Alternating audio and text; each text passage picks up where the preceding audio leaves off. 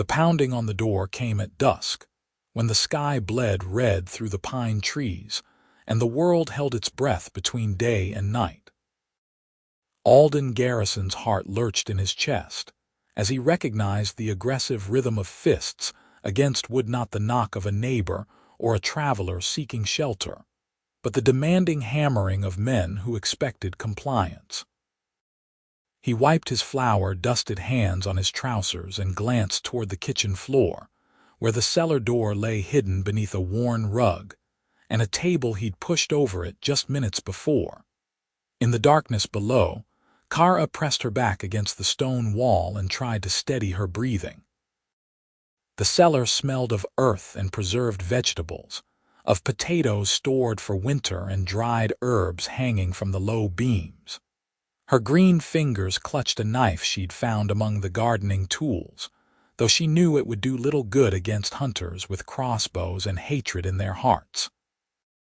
Her pointed ears caught every sound from above the scrape of Alden's boots across the floor, the creak of hinges as he opened the door, and then voices, harsh and demanding. "Evening," Alden said, his tone carefully neutral. "Can I help you, gentlemen?"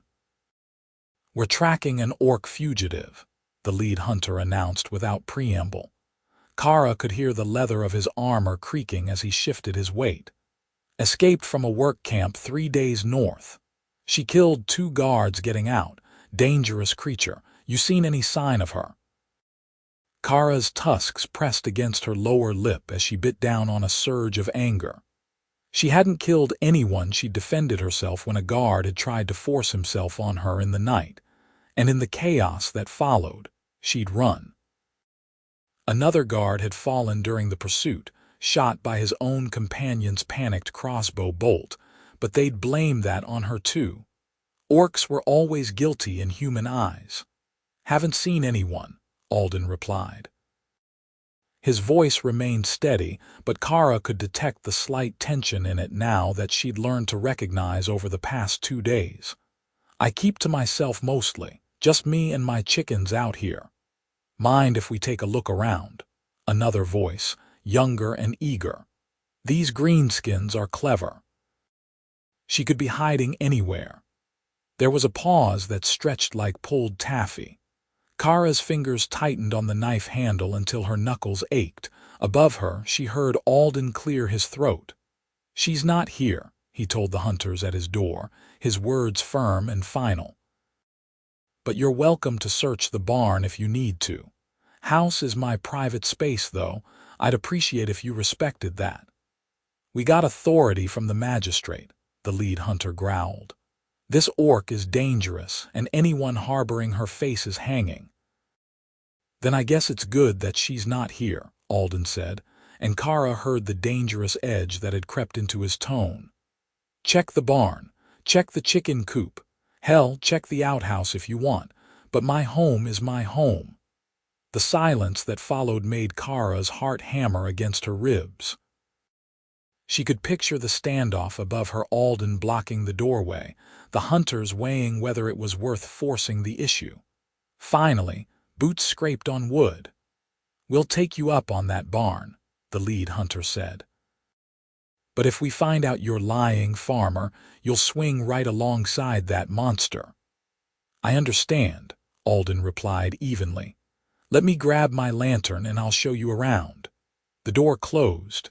Footsteps moved across the floor above, then faded as Alden led the hunters outside.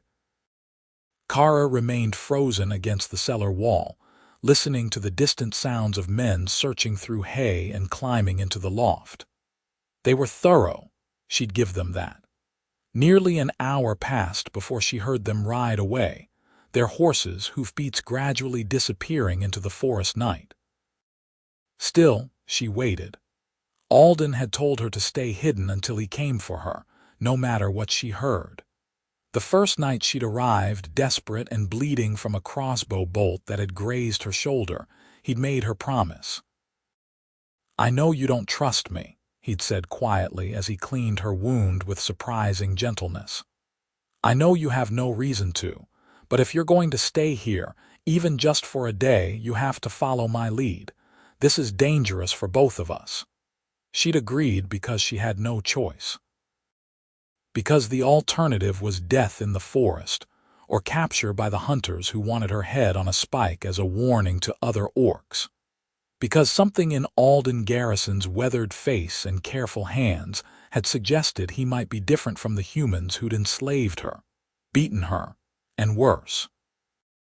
The table scraped above. The rug rustled. Then the cellar door opened and warm lamplight spilled down the narrow stairs. "They're gone," Alden called softly. "You can come up now."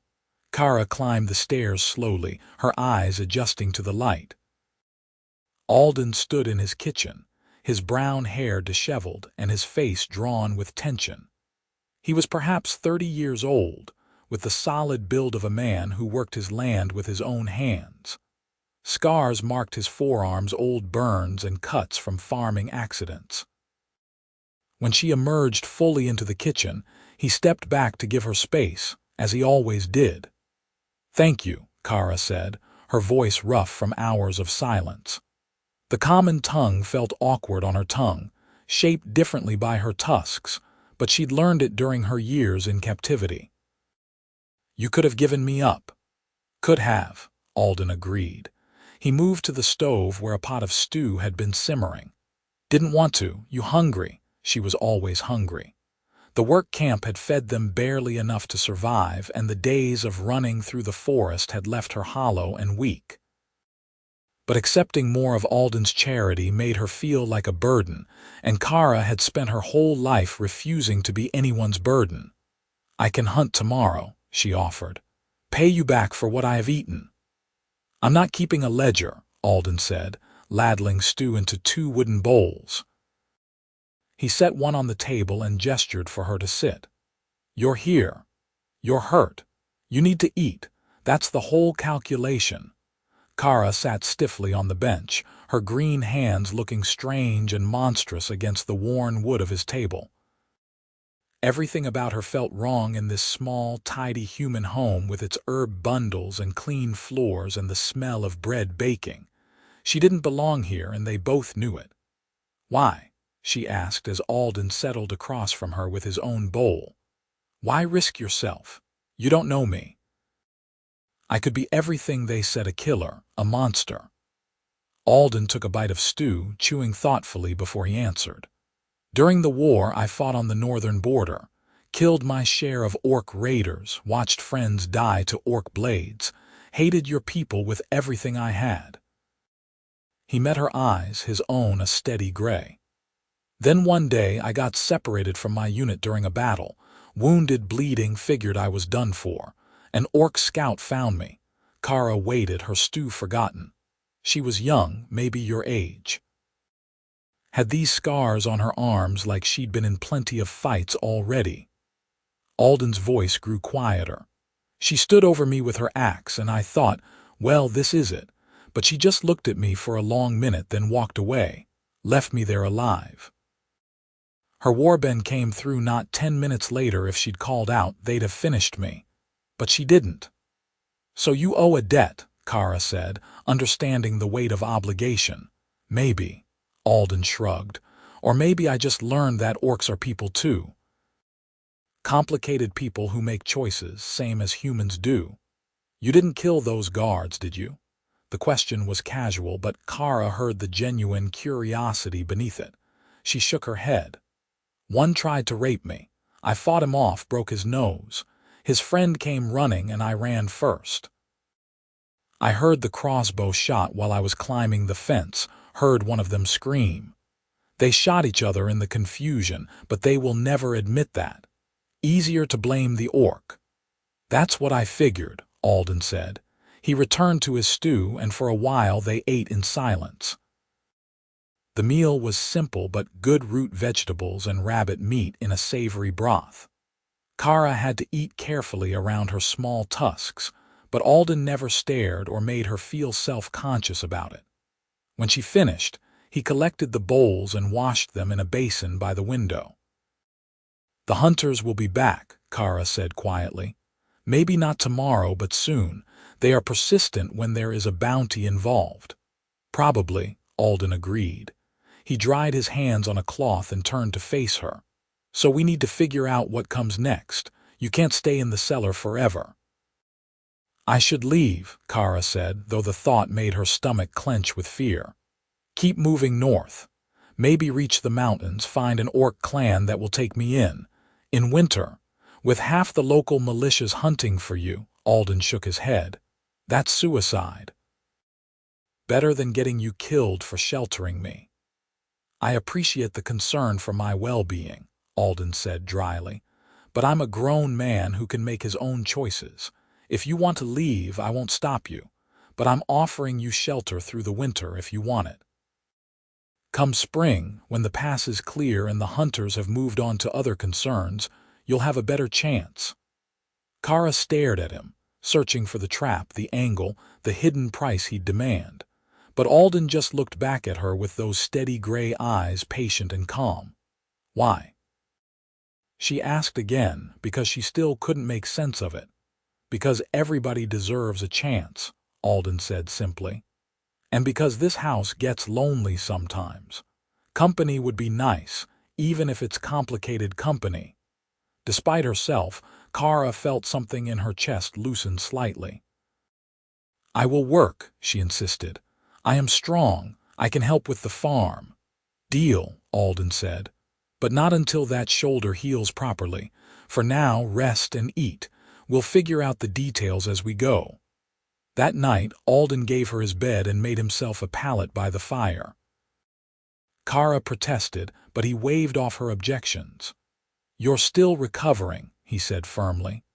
Besides, I spent 5 years sleeping on the ground during the war. The floor doesn't bother me.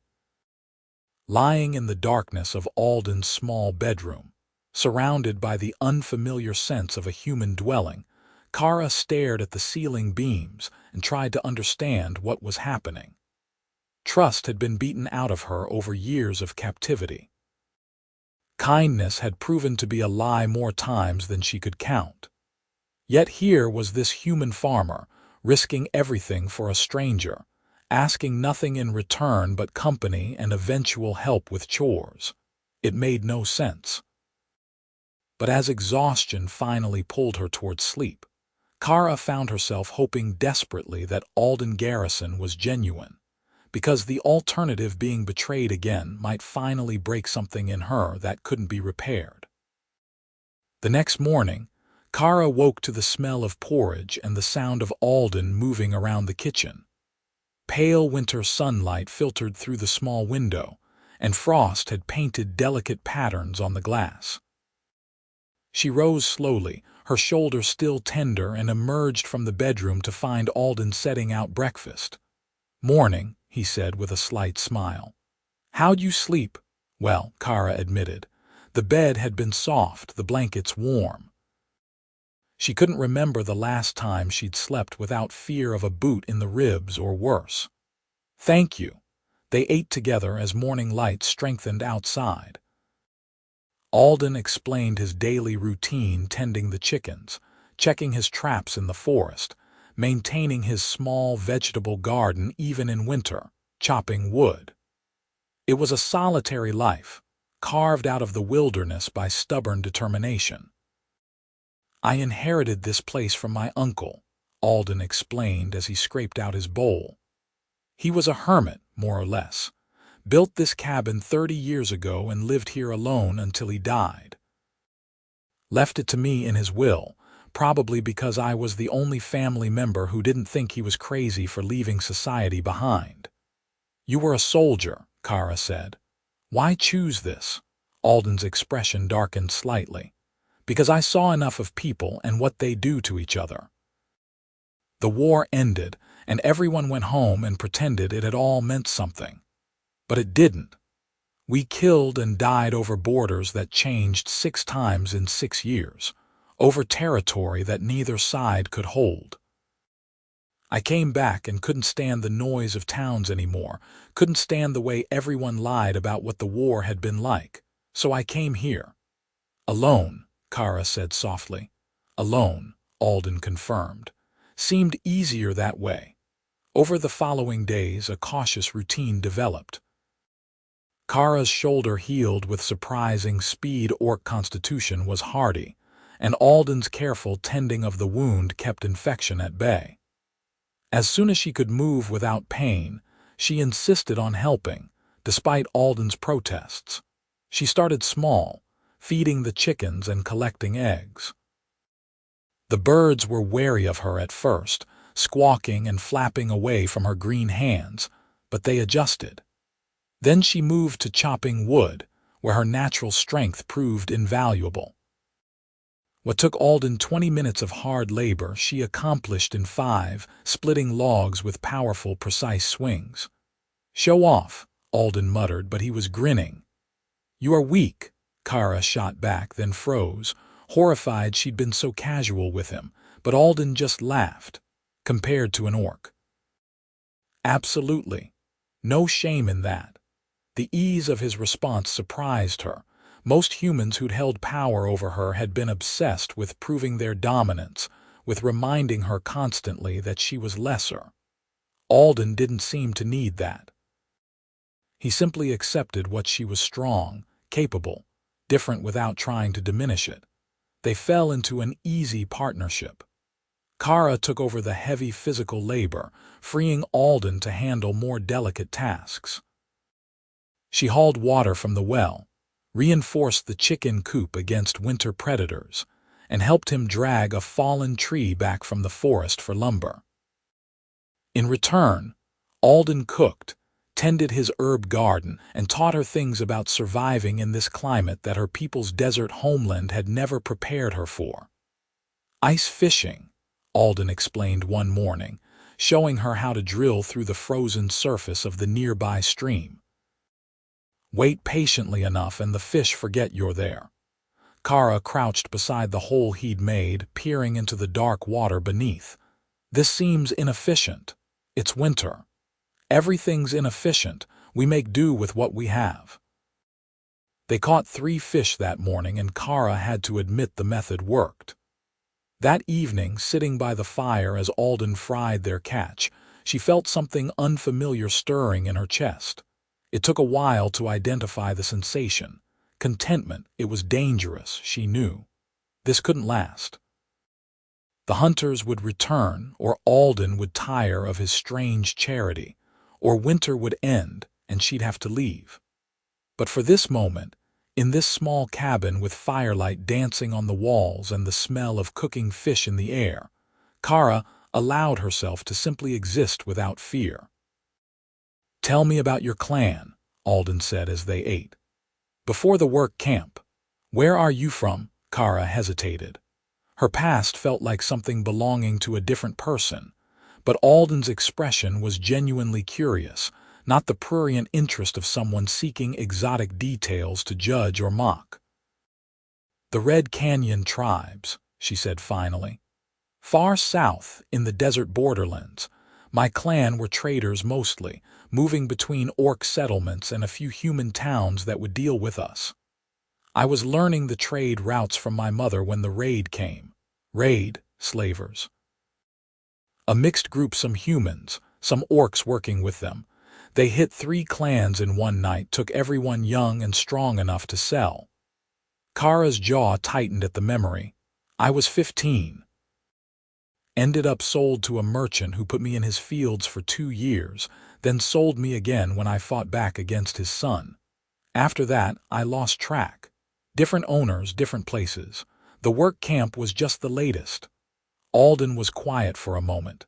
"I'm sorry," he said finally. That's a shit hand to be dealt. The simplicity of his sympathy, without excuses or justifications, made Kara's throat tighten unexpectedly. She nodded and focused on her fish to avoid meeting his eyes. "My parents died when I was young," Alden offered, his own gaze distant. "Sickness. Uncle Thomas took me in, but he was already living out here by then. I was raised in town by other relatives who didn't really want me. Joined the army at 16 because it seemed better than being a burden. Turned out to be its own kind of hell, but at least it was a hell I chose." "We are both orphans then," Kara said. "Guess so." Alden glanced at her with a slight smile. Pair of strays finding shelter where we can. The description felt more accurate than Kara wanted to admit. 2 weeks passed, then 3. The hunters didn't return, though Alden reported seeing their tracks in the forest when he checked his trap lines. They were still searching, but the trail had gone cold. Kara became bolder about moving around during the day, though she stayed close to the cabin and kept her ears alert for approaching horses. She learned that Alden was a better cook than she'd initially realized, coaxing flavor from simple ingredients with the herbs he grew. She learned he sometimes talked to the chickens like they were people, giving them names and personalities. She learned he had nightmares sometimes, waking with a sharp gasp that he tried to muffle, and that he never wanted to talk about them afterward. In turn, Alden learned that Kara could track game through the forest with uncanny skill, reading signs in broken twigs and disturbed snow that he would have missed. He learned she sang sometimes while working, low, wordless melodies in a minor key that made the cabin feel less lonely. He learned she flinched from sudden movements and slept with the knife under her pillow, even here where she was supposedly safe. They were learning each other, and the knowledge felt dangerous and precious at once. One evening, as they sat by the fire after dinner, Alden spoke without looking at her. "You can stay as long as you want, you know, not just through winter. If you want to stay after that, there's room." Kara's heart did something complicated in her chest. "That is impossible. You know it is." "Maybe," Alden admitted, "but I've been thinking, there aren't any close neighbors. The hunters will eventually give up. You could live here, help with the farm. We make a good team." "A human and an orc," Kara said flatly, "living together on a remote homestead." "What do you think people would assume about that?" Alden finally looked at her, his gray eyes serious. "I don't particularly care what people assume. Do you?" The question struck deeper than he might have intended. Did she care? She'd spent 5 years being treated as property, as something less than human. The opinions of those who'd enslaved and abused her meant nothing. But the opinion of Alden Garrison, who'd shown her more kindness in a month than she'd experienced in years, that mattered. She didn't want him to regret his generosity. "I care about what happens to you," Kara said carefully. "If someone found out you were sheltering me, you would be punished, possibly killed. I do not want that." "I appreciate the concern," Alden said, echoing his words from that first night. "But I'm still saying you can stay if you want to. We can be careful. It's not like I get many visitors anyway." Kara turned the offer over in her mind. Part of her yearned to accept, to imagine a future that wasn't just running and hiding. But another part, the part that had learned never to trust good fortune, whispered warnings. "I will think about it," she said finally. "Ask me again in spring." "Fair enough," Alden agreed, but something had shifted between them that night, a possibility acknowledged even if not yet accepted. They both felt it, though neither spoke of it directly. Winter deepened. Snow fell heavy and regular, blanketing the forest in white silence. The cabin became an island in a frozen sea, isolated and self-contained. Kara and Alden fell into rhythms that felt almost domestic. She would rise first to stoke the fire and start water heating. He would make breakfast while she tended the animals. They would work through the day on whatever tasks winter allowed, then spend evenings by the fire talking or sitting in comfortable silence. It was during one of those quiet evenings that Kara realized with a start that she was happy. The thought came to her as she sat mending a shirt for Alden, her green fingers surprisingly nimble with needle and thread, while he carved a new handle for a tool that had broken. The fire crackled. Snow whispered against the windows. Alden hummed tunelessly under his breath, and Kara was happy. The realization terrified her. She must have made some sound because Alden glanced up. "You all right?" "Yes," Kara said quickly. "Just pricked my finger." He accepted the lie with a nod and returned to his carving. But Kara's heart raced with the implications of what she'd discovered. She'd let her guard down. She'd allowed herself to care about this place, this routine, this human who treated her like a person instead of a thing. It made her vulnerable in ways she couldn't afford. That night, lying in Alden's bed while he slept by the fire as he always did, Kara made herself face the truth she'd been avoiding. She was developing feelings for Alden Garrison that went beyond gratitude or respect. She liked the sound of his laugh and the way he moved through tasks with methodical patience. She liked his dry humor and his gentleness with the animals, and the way he never made her feel monstrous even though she knew she looked it through human eyes. She liked him, possibly more than liked. And that was impossible. The gulf between them wasn't just physical or cultural, it was a chasm carved by centuries of war and hatred between their peoples. Even if Alden somehow returned her feelings, which was absurd to imagine, there was no future in it. They would be outcasts, hunted by both humans and orcs. Any children in Kara's face burned at even thinking such thoughts would belong to neither world. She needed to guard her heart better. Keep the walls up. Remember that this was temporary shelter, not a home.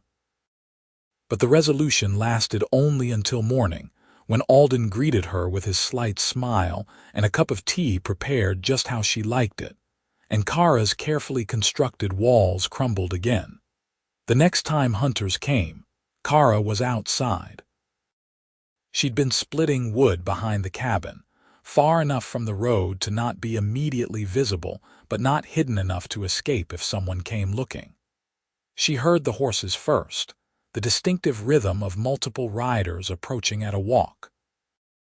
Her body moved before her mind could fully process, wood axe still in hand, sprinting for the cabin's back door. Alden appeared in the doorway, his face pale. "Cellar," he mouthed, but there wasn't time. The riders were already circling the house. "Stay in the bedroom," Alden whispered urgently. "If they search, hide under the bed. Don't make a sound." Kara nodded and slipped into the small room, pulling the door almost closed behind her. Through the crack, she watched Alden smooth his expression and go to answer the knock that came seconds later. This time there were 4 hunters, not 3. Kara recognized the lead voice from before, but the others were new. Worse, one of them sounded educated, authoritative, probably someone with actual legal power rather than just a bounty hunter. "Mr. Garrison," the educated voice said. "I'm Deputy Marshal Harwick.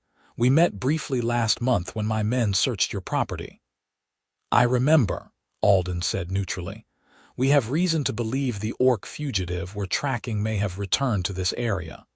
There have been reports of unusual tracks in the forest near your homestead." The marshal's tone was polite but firm. "I'm afraid I must insist on searching your house this time, not just your outbuildings." Kara's blood turned to ice. Under the bed would never work, it was the first place they'd look. The room had nowhere to hide except a small wardrobe that would be equally obvious. She was trapped. "I understand your job, Marshal," Alden said, and Kara could hear the tension threading through his careful words. "But as I told your men before, I haven't seen any orcs. The tracks you found are probably just deer. Then you won't mind us confirming that." There was a pause. Kara's mind raced, trying to calculate odds and options. She could fight. The wood axe was still in her hand, but that would only confirm the worst suspicions and get Alden arrested as her accomplice. She could try to run, but there were 4 of them, and she didn't know how many more might be waiting outside. "Actually, I do mind," Alden said quietly. "This is my home, Marshal. I've cooperated with your searches. I've answered your questions. But I'm not letting strangers tramp through my private space without cause." "Hiding something, farmer?" one of the hunters, voice thick with suspicion. "Hiding my dignity," Alden shot back. which is more than I can say for men who make their living hunting scared refugees. The temperature in the room seemed to drop. Kara heard the scrape of leather, the distinctive sound of a crossbow being loaded. "That's dangerous talk," the marshal said, his politeness evaporating. "Step aside, Mr. Garrison, we're coming in." "No," Alden said. "You're not. We have legal authority to search my property, yes, with cause. You have tracks in a forest full of game. That's not cause, that's an excuse." Alden's voice hardened with something Kara had never heard from him before, the tone of a man who'd been a soldier and remembered how to stand his ground. "You want to search my house, get a judge's warrant. Until then, you can kindly get off my land." The silence that followed made Kara's skin prickle. She could imagine the standoff, the hunters weighing whether it was worth forcing the issue. Alden was one man, but he was also a veteran and a property owner. Killing or assaulting him over an orc hunt could bring serious complications. "We'll be watching this place," the marshal finally said, his voice cold. "And when we catch that greenskin, and we will catch her, we'll be asking serious questions about who helped her survive this long in winter." "You do that," Alden replied. "Now get off my property." Boots retreated. Horses snorted and stamped. Then, gradually, the sounds of the hunters leaving faded into the distance. Alden closed the door and leaned against it, his face drained of color. His hands were shaking. Kara emerged from the bedroom, her own body trembling with released fear. "That was foolish," she said hoarsely. "You should have let them search. I could have run." "They'd have shot you in the back," Alden said. He pushed away from the door and moved to the window, watching the forest road. "At least this way they just think I'm a difficult bastard. They don't know for certain you're here, but they suspect. That marshal said they would be watching." "Yeah." Alden's jaw was tight. "That complicates things." They looked at each other across the small kitchen. Outside, winter daylight was fading early, as it always did. The cabin suddenly felt very small and very vulnerable. "I have to leave," Kara said. She hated the words, hated the necessity, but there was no other option. "Tonight, before they post watchers, in this cold, with them actively hunting," Alden shook his head. "That's suicide, Kara. Staying is getting you killed." She moved to the bedroom, began gathering the few possessions she had: the knife, a spare shirt Alden had given her, a small bundle of food. "I should have left weeks ago. This was always going to end badly." "Stop." Alden followed her, caught her arm gently. When she flinched, he immediately released her but didn't step back. "Just stop and think for a minute. If you run now in the dark with hunters actively searching, you won't make it 5 miles. They'll have dogs, trackers. You'll be caught or you'll freeze. Then what do you suggest?" Kara demanded, fear making her voice harsh. "Wait until they come back with enough men that you cannot refuse them. Let you hang for hiding me. I suggest we be smarter than them," Alden said. "They're watching the house. Fine, so you don't leave from the house. Give it a few days for them to get bored and cold sitting in the forest. Then we plan a real escape: supplies, route, timing. Something that gives you an actual chance." Kara wanted to argue, wanted to reject the plan because it meant more risk for Alden, more chances for this fragile shelter to collapse. But she couldn't deny the logic. Running blindly into the winter night would accomplish nothing except confirming the hunter's suspicions. "A few days," she agreed reluctantly. "Then I go whether it is safe or not." "A few days," Alden confirmed. "We'll figure it out together." But that night, lying in the darkness and listening to Alden's breathing from the main room, Kara knew the truth they were both avoiding. There was no safe escape. No clean ending where she disappeared north and Alden stayed safe in his cabin. They'd allowed this to go on too long, grown too comfortable with each other's presence, and now the cost was coming due. She should have left that first night, before kindness could complicate survival. before gray eyes and patient hands could make her forget that trust was a luxury she couldn't afford, before her heart could get involved in something that could only end in loss. The next days were tense. Alden went about his usual routines, making a point of being visible, chopping wood and tending animals as though nothing had changed. Kara stayed hidden inside, moving between the bedroom and the main room only when Alden was certain no one was watching from the tree line. They could feel the hunters out there, patient predators waiting for their prey to make a mistake. "There's an old mining trail," Alden explained the third night, spreading a rough map on the table. He'd drawn it from memory, marking landmarks and distances. "Starts about 2 miles north of here, follows the ridge line into the high country. Most people don't use it anymore because the mine played out decades ago, but the trail's still there. Rough going, but it would bypass the main roads." Kara studied the map, her warrior's eye cataloging distances and difficulties. 2 miles through watched forest just to reach it. "I can create a distraction," Alden said. "Draw them south while you go north. By the time they realize I was misleading them, you'll have a head start. And then they arrest you for obstruction." "Maybe," he shrugged. "Or maybe I'm just a confused homesteader who saw what he thought was an orc but wasn't sure. Hard to prove intent." Kara really looked at him, trying to understand what drove this human to risk so much for her. His gray eyes met hers steadily, and she saw something in them that made her breath catch. Not pity, not even just kindness, care. Real, genuine care, the kind that didn't calculate costs and benefits. "Why are you doing this?" she asked, her voice barely above a whisper. "The truth, Alden. Not stories about debts or loneliness. Why risk everything for me?" Alden was quiet for a long moment. His hand rested on the table near the map, close enough to hers that she could feel the warmth of his skin. When he spoke, his words were careful, as though he was discovering them as he said them.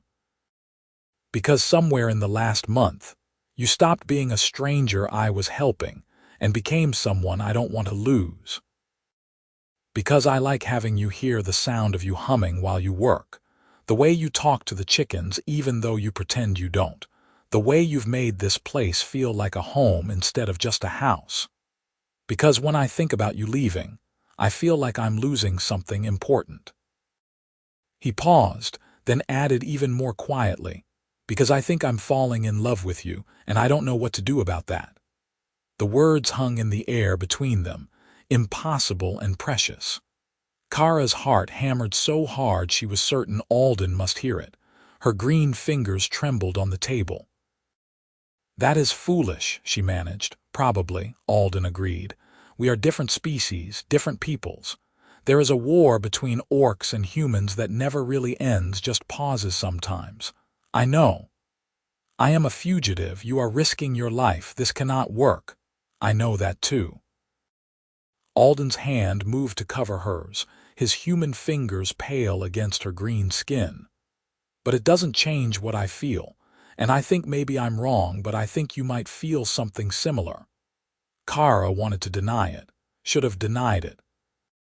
But sitting there with Alden's hand warm on hers and his gray eyes full of hesitant hope, she couldn't muster the lie. "I do," she whispered. "Stars help me, I do, but that makes it worse, not better. Caring about you does not change reality." "Maybe not," Alden said. "But maybe we don't have to let reality dictate everything. Maybe we get to choose some things for ourselves." "Choose what? To hide forever, to live in secret, always afraid of discovery, if necessary." His grip on her hand tightened slightly. "Kara, I spent 5 years fighting in a war I didn't believe in, following orders that made no sense, watching friends die for nothing.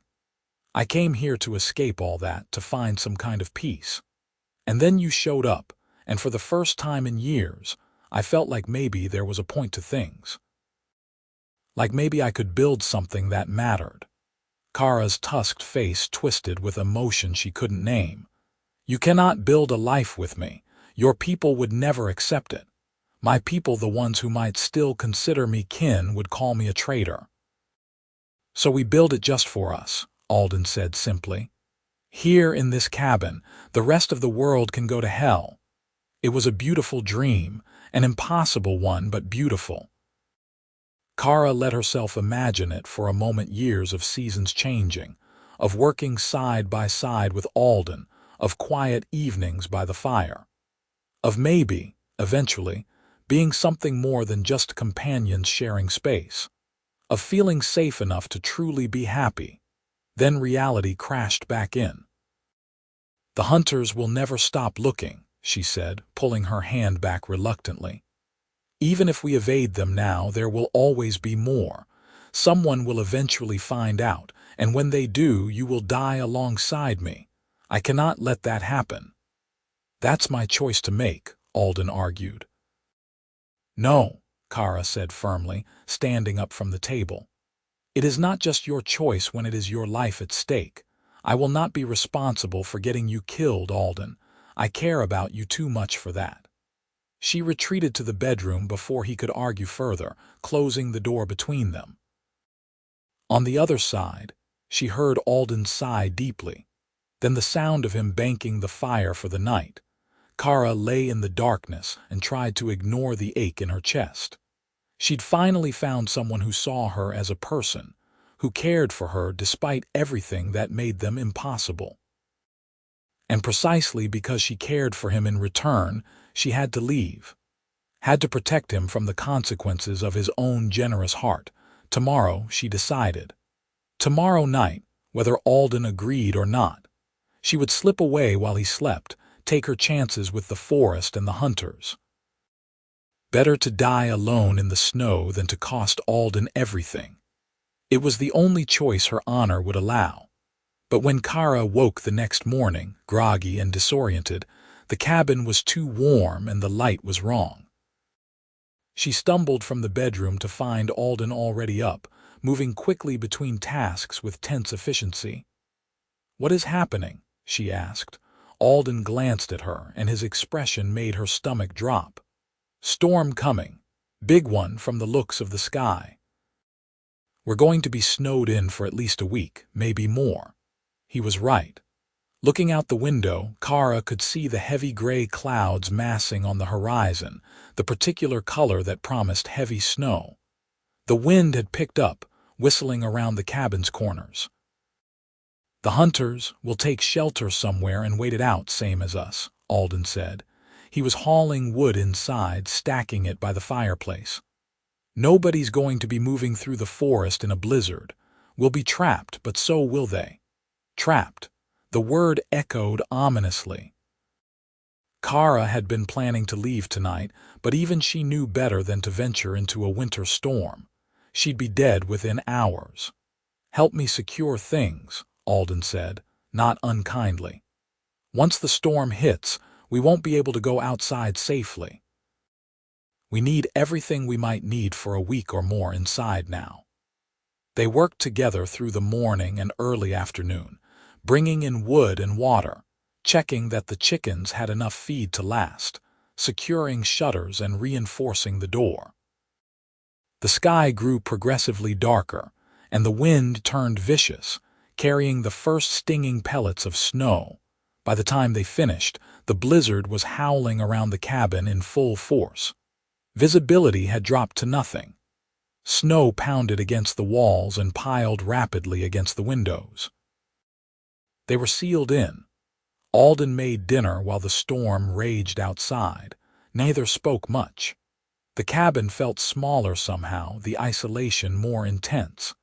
When they'd been planning Kara's escape, there had been the illusion of forward motion, of possibilities. Now there was just this. Two people trapped together while forces beyond their control decided their fate. "I am sorry," Kara said finally as they ate. "I know this complicates things." "Not your fault," Alden replied. "Weather does what it wants. We adapt." But there was a tension in his shoulders that hadn't been there before. The conversation from last night hung between them, unresolved and heavy. After dinner, Alden tried to distract them with small tasks, mending harnesses, organizing supplies. But the cabin's small space offered limited options. Eventually, they both ended up by the fire, sitting in silence while the blizzard screamed outside. "Tell me about the desert," Alden said eventually. "Your homeland. What was it like?"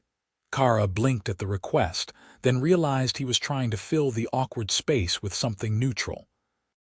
She could grant him that kindness. "Hot," she said with a slight smile. "Dry, not like here at all. The red canyons are beautiful, though stone that turns red and gold at sunset, formations carved by wind over centuries. My clan's settlement was built into one of the canyon walls, homes carved from the rock itself. You could see for miles from our lookout points. Sounds impressive. It was home." Kara's voice softened with memory. "I was going to take over my mother's trade route someday." She had relationships with merchants in 5 human towns, carefully built over decades. It was delicate work. Humans who would trade with orcs were rare, and keeping those connections alive required patience and diplomacy. "I was learning all of it." "You would have been good at it," Alden said. "You're patient, observant, you pay attention to people." Kara glanced at him. "How would you know that?" "Because you've been watching me since you got here," Alden said with a slight smile. "Learning my habits, my moods, figuring out how to read me. That's what traders do, isn't it? Learn people so they can work with them effectively." He was right, Kara realized. She had been studying Alden, cataloging his patterns and responses, trying to understand him, not just for survival, but because she wanted to know him. "What about you?" she asked. "What did you want to be before the war?" Alden was quiet for a moment. "Honestly, I don't know. I was so young when I joined up, I never really had time to figure it out. The relatives who raised me wanted me to be a clerk or a shopkeeper, something respectable and boring. But I was angry back then, angry at the world for taking my parents, angry at being a burden. The army seemed like an escape." "Was it?" "From one thing into another." He poked at the fire with a stick, sending sparks swirling up the chimney. "The war taught me I was good at surviving and terrible at following orders I disagreed with. Ended up demoted twice for arguing with commanding officers. Would have been discharged dishonorably if the war hadn't ended when it did." "You do not like authority," Kara observed. "I don't like unjust authority," Alden corrected. "There's a difference. If someone earns respect, I'll follow them. But I'm not going to blindly obey just because someone has rank or power. Saw too much evil done under the excuse of following orders." It explained a lot about why Alden had chosen this isolated life. He was a man who'd rejected the structures that demanded unthinking compliance, who'd carved out a space where he could live by his own code. And whose code, apparently, included protecting fugitive orcs because it was the right thing to do. The storm continued through the night and into the next day, showing no signs of stopping. Snow piled high against the cabin walls, nearly reaching the bottom of the windows. The wind howled ceaselessly, a living thing that seemed determined to tear the small structure apart, but the cabin held firm. Alden's uncle had built well, and Alden had maintained it carefully. They were safe inside, if increasingly aware of their forced proximity. On the 3rd day of the storm, the tension that had been simmering between them finally boiled over. It started with something trivial: Alden questioning whether Kara should eat an extra portion of their dwindling supplies, arguing they needed to ration carefully until the storm passed. Kara snapped that she wouldn't take food from his mouth and she'd rather starve than be a burden. The argument escalated from there, both of them releasing days of pent-up stress and fear. "This is exactly what I warned you about," Kara shouted, her green face flushed with emotion.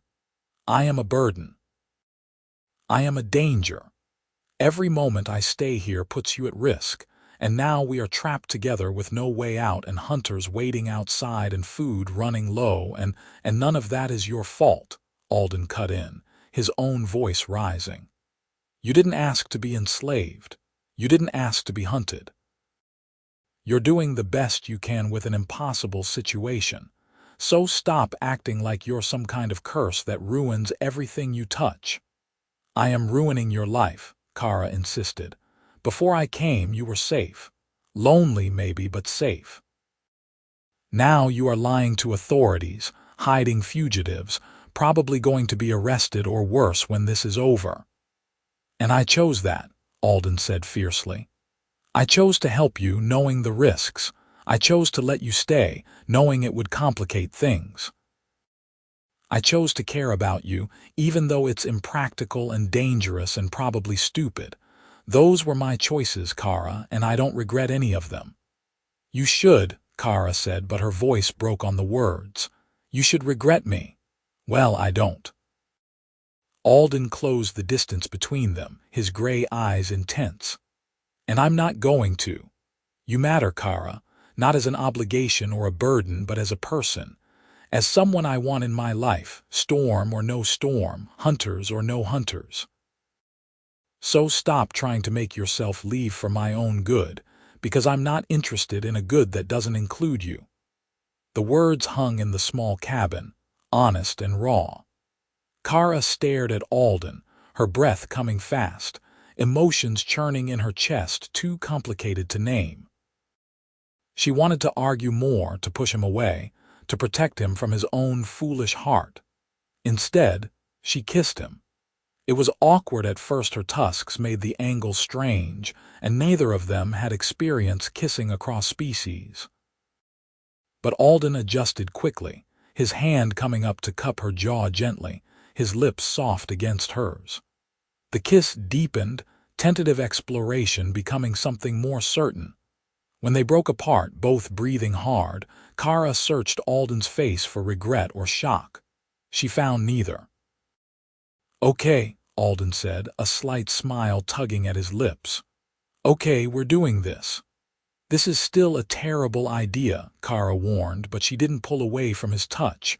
"Probably the worst I've ever had," Alden agreed, "but I'm committed now." Despite everything, Kara laughed. It was a rusty sound, unpracticed, but genuine.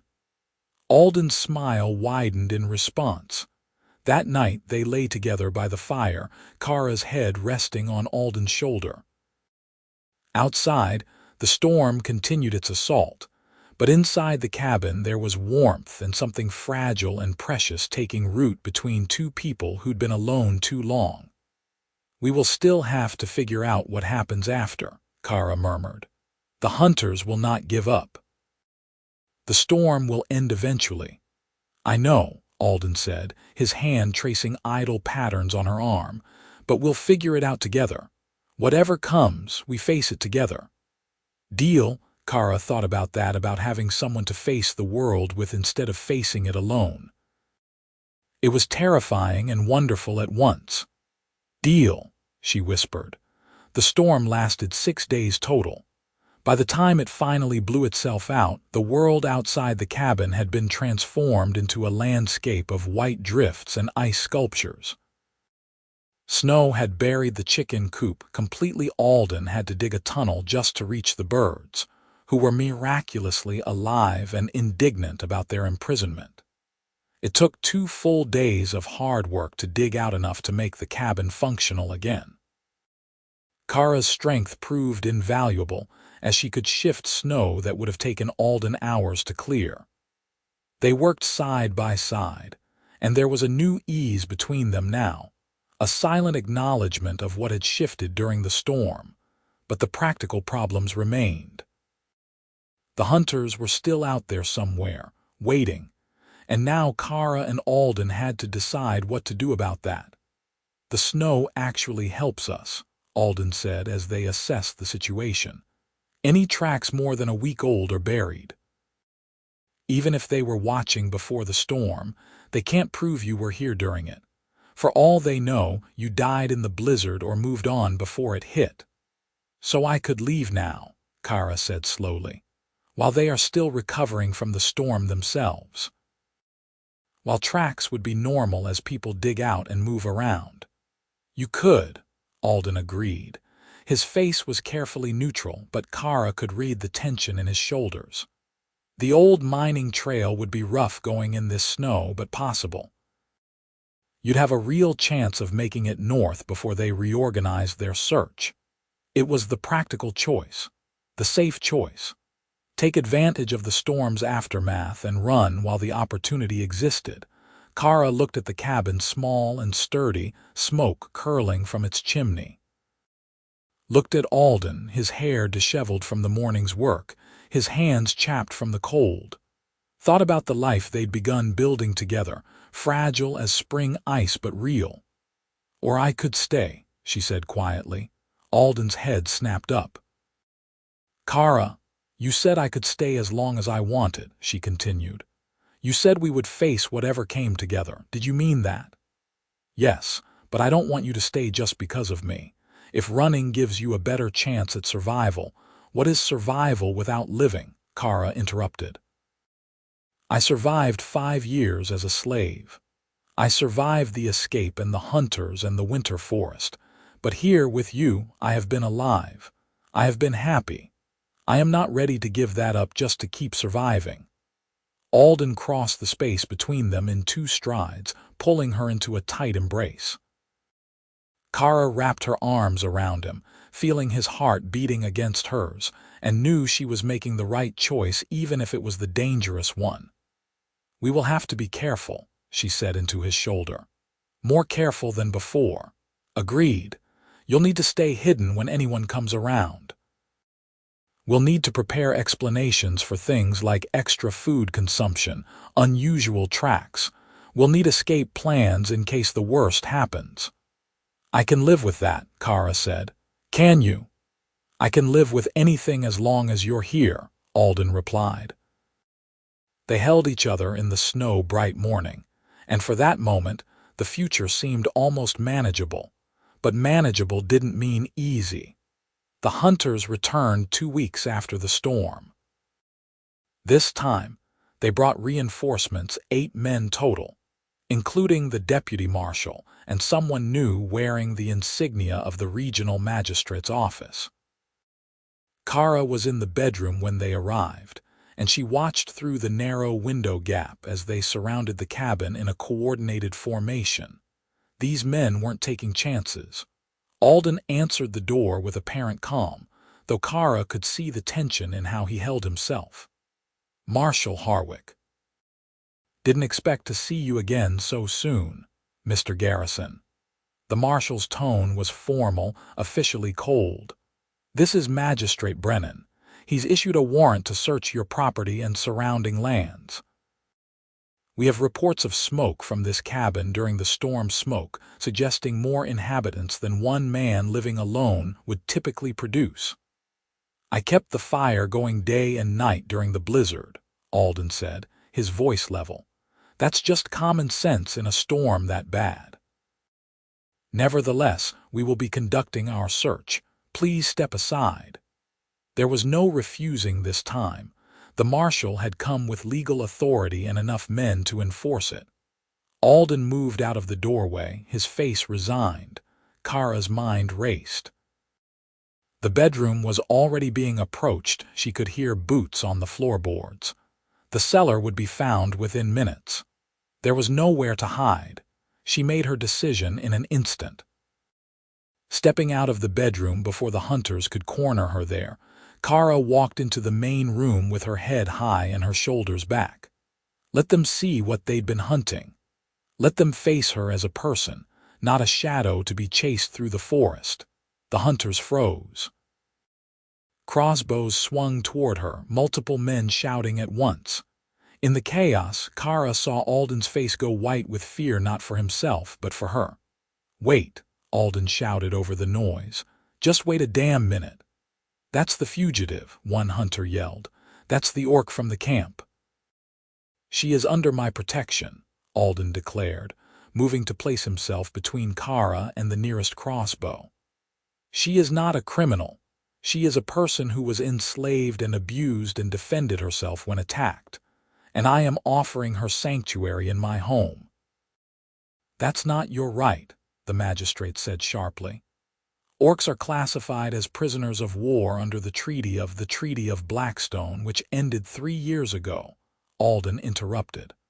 "The war is over, magistrate. She's not a combatant, she's a refugee." "She killed guards," the marshal countered. "She defended herself against attempted rape," Alden shot back. "And the other guard death was your own man's poor aim. Don't lay that at her feet." The standoff held for a breathless moment. Kara watched the hunters' faces, saw the calculation happening. They could kill her right now and probably get away with it.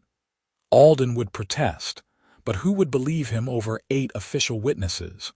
But something in Alden's stance, in his absolute certainty, gave them pause.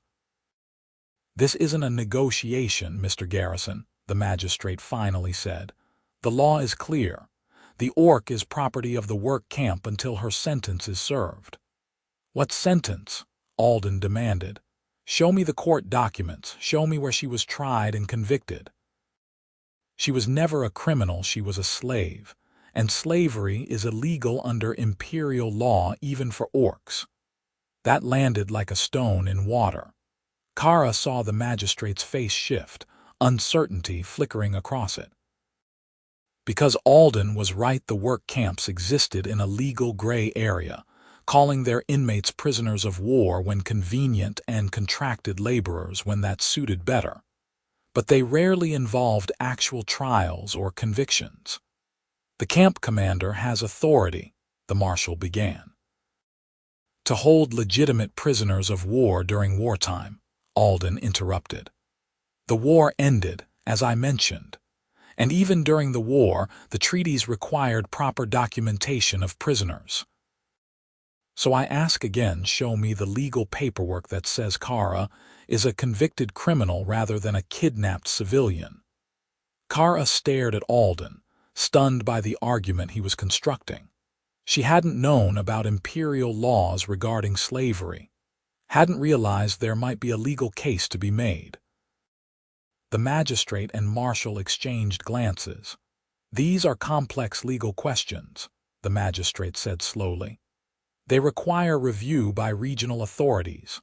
"Fine," Alden said. "Conduct your review, but until you have clear legal standing, she stays here under my protection." "That's not, I'm a property owner, a veteran, and a citizen in good standing," Alden continued relentlessly. "I'm offering sanctuary to someone I believe is being unjustly persecuted. If you want to challenge that, take it up with the courts. But if you try to take her by force without clear legal authority, I'll make sure every magistrate between here and the capital hears about it." It was a bluff, Kara realized. Alden had no real power to follow through on that threat. But he delivered it with such conviction, such absolute certainty that the hunters hesitated. "This isn't over," the marshal finally said. "We'll be back with proper documentation." "I look forward to it," Alden replied. The hunters withdrew, but slowly, reluctantly. Their faces promised that this was indeed not over. When they'd finally ridden away, Alden closed the door and leaned against it, his body shaking with released tension. "That was incredibly stupid and brave," Kara said quietly. "Just stupid, probably," Alden admitted. "I don't actually know if the legal argument holds water. I was improvising." "It was still the bravest thing anyone has done for me," Kara said. She crossed to him, took his trembling hands in hers. "Thank you." "They'll be back," Alden warned, "with better arguments and more force." "I bought us time, but not a solution." "Then we use the time," Kara said.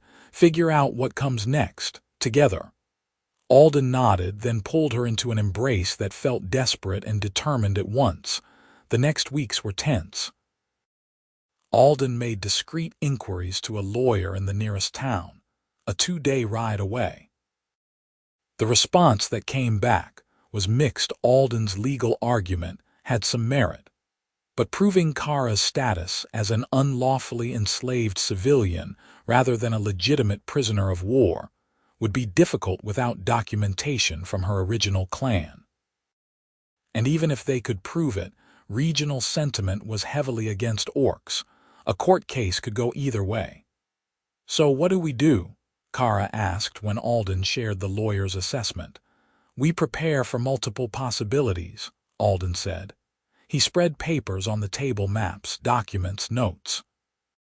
"Best case, the magistrate decides pursuing this isn't worth the effort and moves on to easier targets. Possible case, they push for a trial and we have to actually argue your status legally. Worst case, they come back with force and we have to run." "You keep saying we," Kara observed. "Because it is we," Alden said simply. "You're not facing this alone, Kara, not anymore." They prepared for all three scenarios. Alden secured the cabin better, reinforcing doors and windows. He stocked supplies for a quick escape: preserved food, winter gear, weapons. He also began carefully documenting everything he knew about Kara's story, creating a paper trail that might help in court. Meanwhile, Kara took on even more of the physical labor, freeing Alden to handle the legal and logistical planning. She also began teaching Alden some of the tracking and survival skills her clan had taught her, skills that might be crucial if they had to flee into the wilderness. In the evenings, they talked about the future they wanted to build, about what it might look like. Alden spoke about expanding the farm eventually, maybe taking on more livestock. Kara described the orc tradition of garden clans groups who grew rare herbs and plants for trade and wondered if they could try something similar. They were building something between them, fragile but real. Not just romance, but partnership, a vision of a life that encompassed both their backgrounds and traditions. 2 months after the hunter's last visit, a rider arrived alone. It was early spring, the first hints of green beginning to show through melting snow. Kara watched from the bedroom window as Alden went to meet the visitor, an older man in official robes, riding a good horse. They talked for nearly an hour, too far away for Kara to hear. She gripped her knife and prepared for the worst, but Alden's body language didn't show alarm. Eventually, the official rode away and Alden returned to the cabin wearing an expression of cautious hope. "That was Magistrate Brennan," he said. "The one who came with the hunters before." Kara tensed, waiting. "He's reviewed the case, spoken with the work camp commanders, consulted with regional authorities." Alden paused, then a smile broke across his face. "He's dropping the charges. Officially, you're no longer classified as a fugitive." Kara's legs went weak. She sat down hard on the nearest chair. "What? Why?" "Combination of things," Alden explained, sitting across from her and taking her hands. The legal argument about unlawful enslavement had more weight than the camp commanders wanted to deal with. Opening that question meant potentially reviewing hundreds of other cases. "Also, you've been peaceful and quiet here, no incidents, no trouble," the magistrate said. Continuing to pursue someone who's clearly not a threat to anyone seemed like a waste of resources. "So I am free," Kara's voice shook on the word. "You're free," Alden confirmed. "The warrant is dissolved. You can stay here legally, no more hiding." The relief hit Kara like a physical blow. She'd been carrying tension for so long years, really, that its absence left her dizzy. Free. Actually free for the first time since she was 15 years old. She burst into tears. Alden moved around the table to hold her, and Kara clung to him while 5 years of fear and pain poured out. She cried for the girl she'd been, stolen from her home, for the people she'd lost, for all the years of survival without living. And finally, for joy, because against impossible odds she'd found safety, found home, found love. When the tears finally subsided, Kara pulled back to look at Alden through swollen eyes. "What now?" she asked. We can actually plan a future now. We can, Alden agreed. He wiped tears from her green cheeks with gentle fingers. What kind of future do you want? Kara thought about it. One where I can be outside in daylight, where I can help you with the farm without hiding, where maybe someday we could go to town together without fear. That last one might take time, Alden said honestly. People are slow to change their minds about orcs, but the first two, we can start those immediately. They did. Over the following weeks, Kara emerged from hiding. She worked openly in the garden as spring progressed, her strength helping to expand the planting beds significantly. She repaired the barn roof and built a new, larger chicken coop. She proved to be talented with animals, her patient manner gentling even the flightiest of creatures. Slowly, carefully, word spread through the remote region that the veteran Alden garrison had an orc living with him. A few curious neighbors made excuses to visit, more interested in gossip than genuine interaction. But Kara met them with quiet dignity, answering questions politely and demonstrating through her actions that she was no threat. Some left looking thoughtful. Others left unconvinced. But no one raised alarm or called for authorities. One evening, about 6 months after the charges had been dropped, Alden found Kara in the garden she'd cultivated.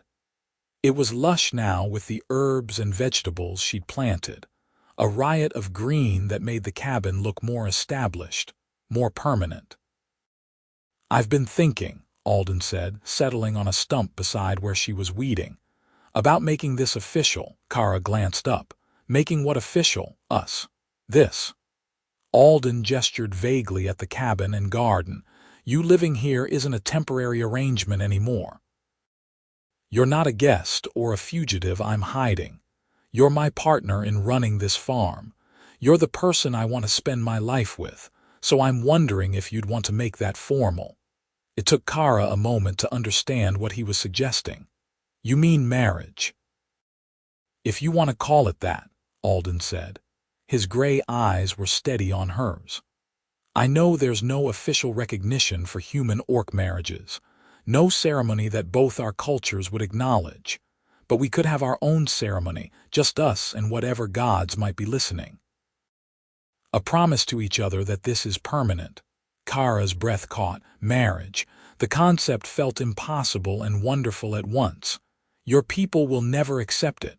"Some won't," Alden agreed. "Some will, but what matters is whether we accept it. Whether you want this life with me, permanent and acknowledged even if only between us."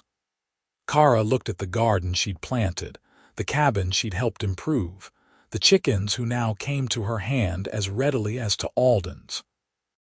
She thought about morning meals together and evenings by the fire, and the way Alden's presence made her feel safe in a way she'd never expected to feel again. "Yes," she said simply. "Yes, I want that." Alden's face broke into a wide smile. He pulled a small object from his pocket, a ring carved from wood and inlaid with small stones. "I made this," he said, suddenly shy. "It's not fancy, but it's perfect," Kara interrupted, taking the ring carefully. It was sized for her larger fingers, the wood smooth and warm. "When did you make this?" "I've been working on it for weeks," Alden admitted. "Wasn't sure if you'd say yes, but I wanted to be ready if you did." Kara slipped the ring onto her finger. It fit perfectly. She held out her hand to admire it, this physical symbol of something she'd never imagined having a future freely chosen, a partnership built on respect and affection rather than ownership or obligation. "Should I make one for you?" she asked. "If you want to," Alden said. "But honestly, just you saying yes is enough." They held their ceremony 3 days later at dawn, on the ridge overlooking the valley where Alden's cabin sat. It was simple. They spoke their promises to each other while the sun rose, painting the sky in shades of gold and pink. No witnesses except the forest and the birds and whatever gods might care about two misfits pledging their lives to each other. Alden promised to honor Kara as an equal, to never treat her as property or possession, to stand beside her against whatever challenges came. Kara promised to share Alden's burdens, to build a home with him, to never take his trust for granted. They exchanged no other tokens besides the wooden ring. They needed no official documents or religious authority. It was enough that they'd chosen each other freely, that they'd found a way to build a future despite all the forces that should have kept them apart. When they returned to the cabin, as the sun fully crested the mountains, they returned as partners in every sense. Life settled into new rhythms after that. Spring turned to summer, and the garden Kara had planted flourished. She proved to have a talent for growing things, coaxing impressive yields from the mountain soil. Alden expanded his trap lines and hunting, providing meat and furs that they could potentially trade. A traveling merchant stopped by in midsummer, initially wary of Kara but gradually warming when she proved knowledgeable about herbs and their medicinal uses. He bought her entire stock of dried plants and asked if she'd have more next season. Word spread that the garrison homestead had quality goods available, and more traders began including it on their routes. They were building a life that worked, slowly and carefully. The first real test came in autumn, when a group of orc raiders passed through the region. They were remnants of war-banned culture orcs who'd refused to accept the peace and continued living by the old ways of taking what they wanted through force. 3 of them appeared at the cabin one evening, demanding food and shelter. Kara met them at the door, Alden standing slightly behind her with his hunting bow casually in hand. The raiders looked her over green skin, tusks, clearly orc, and assumed she was enslaved. "The human your master?" Their leader asked in the orc tongue. "No," Kara replied in the same language. "This is my home and my partner." The raiders' expressions shifted from expectation to disgust. "You lie with a human. Share your life with the enemy. The war is over," Kara said firmly, "and he is not my enemy. You are not welcome here. Move on." "You are oath-broken," the leader spat. "Traitor to your own kind, we should kill you for the insult you are." Alden didn't speak orc, but he understood the hostile body language. His grip on the bow tightened, though he didn't raise it yet. "The only oath I broke was to people who saw me as property," Kara said, her voice hard as stone. "I owe nothing to orcs who live by the old ways. The world has changed. We must change with it or die." "Then you choose death," the raider growled, reaching for his weapon. What happened next was fast. Kara moved before the raider could draw, her fist connecting with his jaw hard enough to drop him. The other 2 raiders drew weapons, but Alden's arrow was already nocked and aimed. The standoff held for a tense moment. "Leave," Kara said in common, making sure both the orcs and Alden understood. "I do not want to kill my own kind, but I will defend my home and my partner. Choose wisely." The conscious raiders looked at their fallen leader, at Kara's ready stance, at Alden's steady aim. Whatever they saw convinced them it wasn't worth the fight. They dragged their leader up and left, hurling insults but not violence. When they disappeared into the forest, Alden lowered his bow with shaking hands. "That could have gone very badly." "But it didn't," Kara said.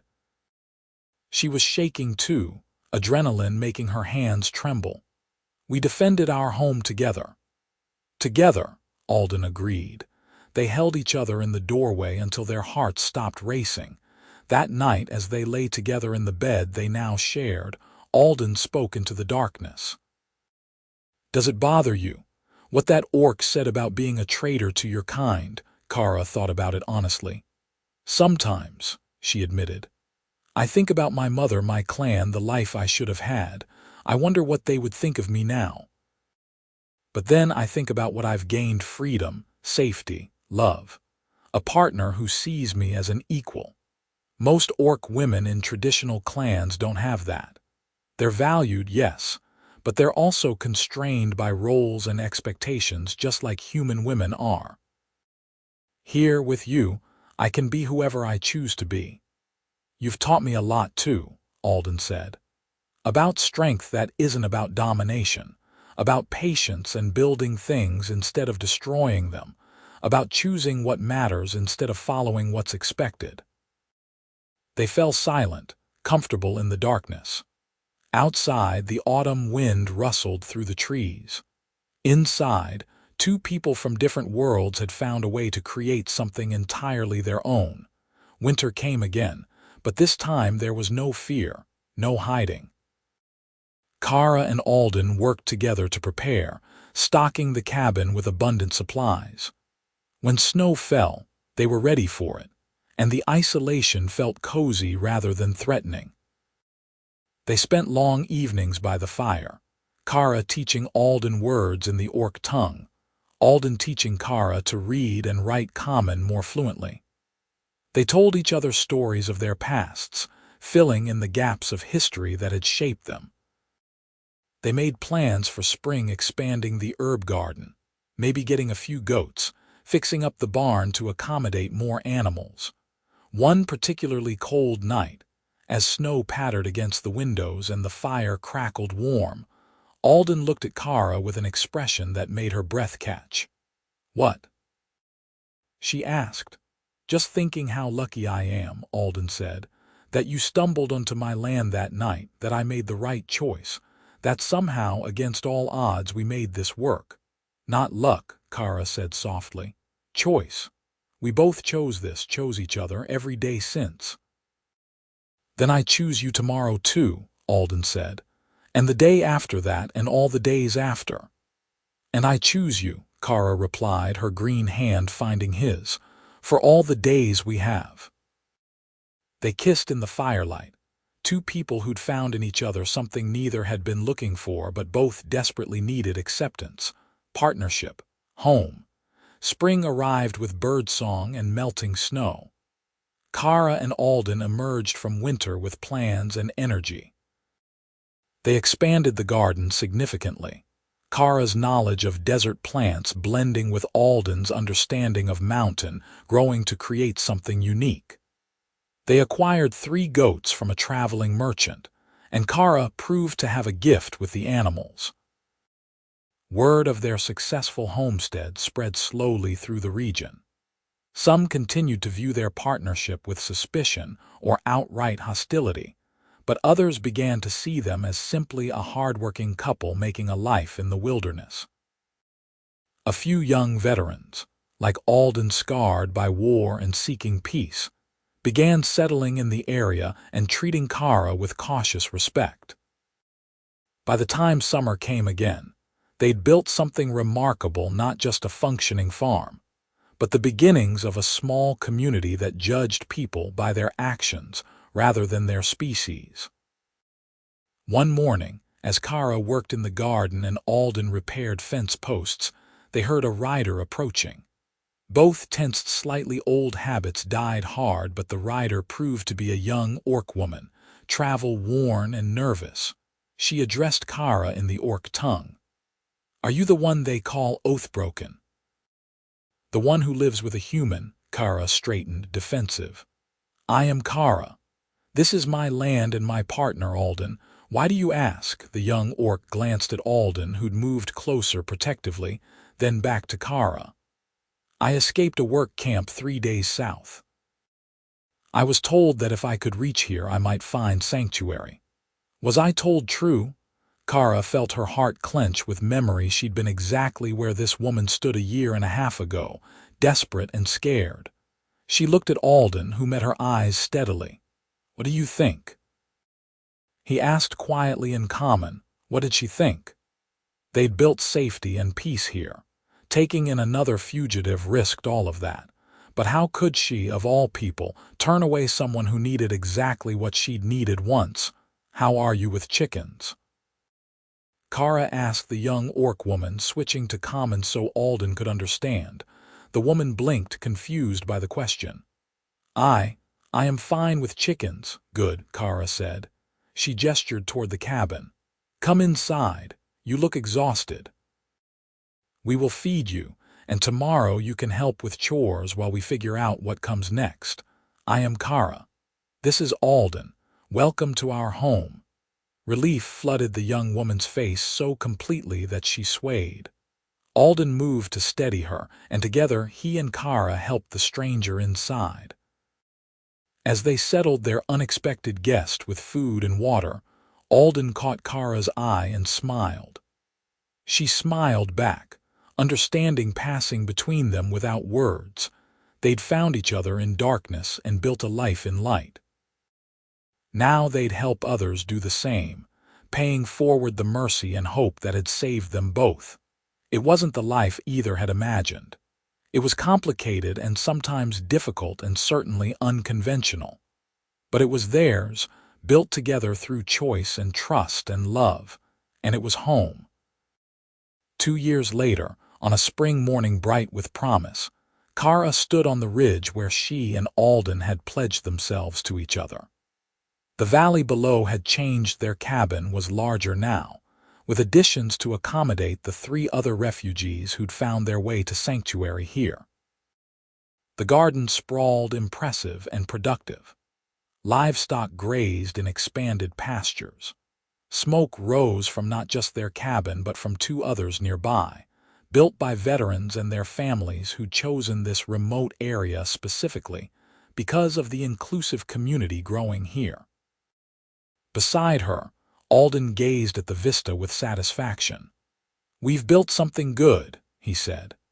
"We have," Kara agreed. Her hand rested on her slightly rounded belly, where their child grew, a miracle that neither had quite believed possible until the healer they'd consulted confirmed it. Half human, half orc, their baby would belong fully to neither world but hopefully to a better one that they were helping create. "Think our kid will appreciate growing up out here?" Alden asked, his own hand covering Kara's on her belly. "I think our child will appreciate being free," Kara said.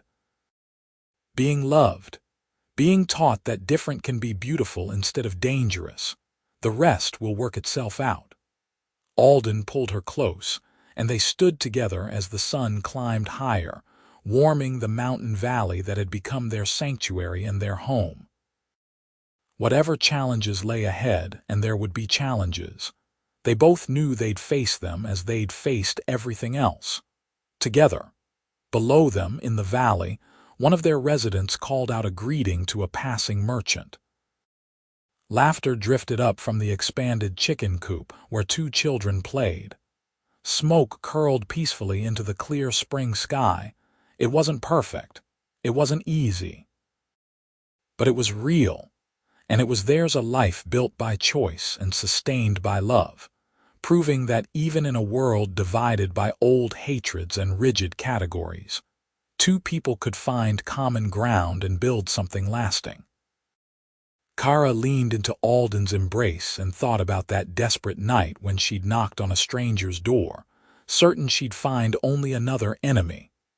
She thought about the moment Alden had looked at her and seen a person instead of a monster. She thought about every choice they'd made since, to trust, to stay, to love, to build. "Thank you," she whispered to Alden. "For everything." "Thank you," he replied, kissing her forehead. "For choosing to stay, for choosing me, for building this life with me." They stood together on the ridge as morning stretched toward afternoon. 2 people from different worlds who'd found a way to create something entirely new, not human or orc, but simply home. And that, they both knew, was more than enough.